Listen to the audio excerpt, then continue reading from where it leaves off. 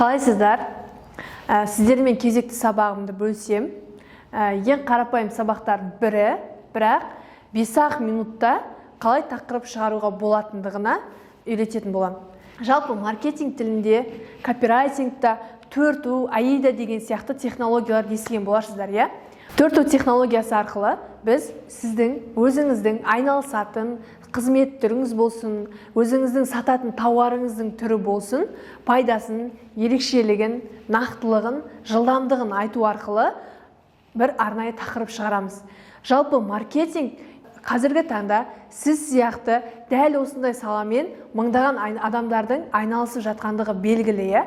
Ал солардың ішінен ерекшелену үшін, солардың ішінен бір ойып тұрып орныңызды алу үшін, немесе нарыққа сол салаға жаңадан кіру үшін сізге қандай да бір ерекшелік керек, қандай да бір нақтылық керек, қандай да бір адамның проблемасын шеше алатындай артықшылығыңызды көрсету керексіз. Яғни нарықтың ең қазір кіруге арналған, жарнамаңызды көп адамға көрсетуге арналған және де тауарыңызды, қызметіңізді сатуға арналған ең тиімді жолдардың бірі осы.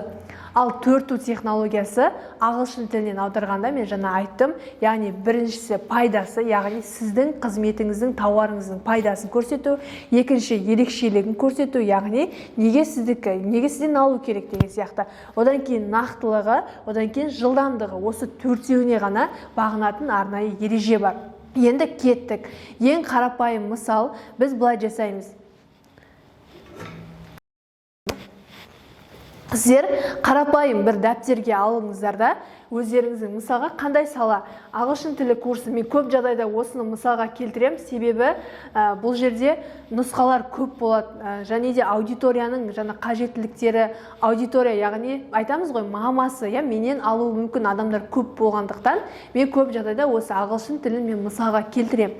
Енді кеттік. Немесе ағылшын тілі болсын, бірінші пайдасы, ерекшелігі, нақтылығы, жылдамдығы. Осылай сіздерде 4 колонкаға, яғни 4 бөлікке бөліп алыңыздар. Достар, бұл жерде сіздердің мамаларыңыздың емес, сіздердің салаларыңыздікі, яғни сіздің салаңыздың қандай пайда беретіндігі. Мысалға ағылшын тілі дедік. Ағылшын тілін мысалға сіз балаларға арналған ағылшын тілін үйретесіз делік. Балалар. Пайдасы не? Ағылшын тілін үйде отырып үйренуге болады. Мысалға үйге барып жеке үйретесіз делік. Үйде отырып үйренеді. Немесе үйден шықпай деген сияқты қалай ыңғайлы, солай адамдарға түсінікті болу үшін. Жақсы ғой, бұл біріншісі. Екінші, ерекшелігі, бұл жерде қандай ерекшелік бар сізде? Қандай методика болуы мүмкін? Сізде жалпы несімен ерекшеленеді сіздің курсыңыз, дұрыс қой? Ерекшелігі Шаталов методикасы деп қояйық.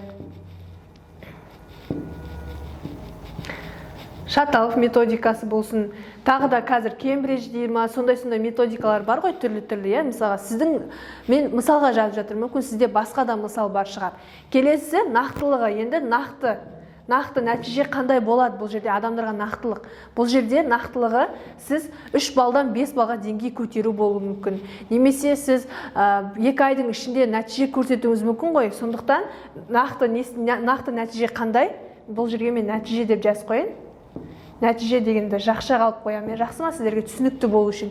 Нәтиже 3 балдан 5 балға көтеру. Енді жылдамдық болады. Жылдамдық дегеніміз кез келген саланың жаңағы нәтиже шығаратынына байланысты. Қанша уақыттың ішінде. Мысалға, сіздер араларыңызда тауармен айналысатын адамдар болуы мүмкін. Егер сіздерде тауар болатын болса, яғни тауар сататын болсаңыздар, сіздерге қанша уақытта тауарды жеткізіп беретіндігіңіз, қанша уақытта, яғни доставканы жазуға тура келеді. Ал егер сізде оқу болатын болса, қызмет болатын болса, онда қанша уақыттың ішінде сол қызметті аяқтайсыз. Яғни бұл жерде 2 ай немесе 3 ай деген сияқты осылай бір мысалды келтіре саламыз. Мысалға бір ғана мысал кетті. Енді нәтижесінде былай жасауға болады да, үйден шықпай-ақ балаңыздың ағылшын тілі деңгейін Шаталов методикасы арқылы 2 айда 3-5 балға дейін көтеріп береміз. Мінекей болса бір тақырып шықты. Көрдіңіздер ғой. Осы 4U арқылы кез келген түрлі тақырыптарды шығаруға болады. Бұл дегеніміз кез келген тақырыпты шығару үшін, яғни өзіңіздің салаңызды жазасыз, яғни сіз немен айналысасыз, соны жазасыз да, сіздің адамдарға беретін пайдаңыздың барлығын жазып шығасыз. Жеке үйде отырып, үйден шықпай отырады, ата-анасын қадағалауы қажет емес, тек мұғалім жұмыс жасайды деген сияқты, осылай бүткіл пайдасы кетті. Одан кейінгісі келеді, ерекшелігі неге ол ерекшелік? Мен былай айтамын, жалпы әдетте айтам ғой, нарықта сіз сияқты осы саламен айналысып жүрген мыңдаған адамдар бар. Ал енді неге бұны сізді таңдау керек? Сіздің ерекшелігіңіз қандай деген сияқты мен адамдарға сұрақ қоям. Яғни сіз ерекшеліктеріңізді жазып шығыңыз, Одан кейін барып нақтылықты түсіндірдім. Сосын жылдамдық цифрға байланысты. Нақты қанша уақытта процесс бітеді. Мысалға сіз жиһаз жасайтын болсаңыз да 14 күннің ішінде жасап берем, 7 күннің ішінде жасап берем, 3 күннің ішінде жеткізіп берем деген сияқты, осылай жылдамдықтың барлығына цифрлар кететін болады. Жалпы 5 минуттық сабақта ең қарапайым түсінік осы.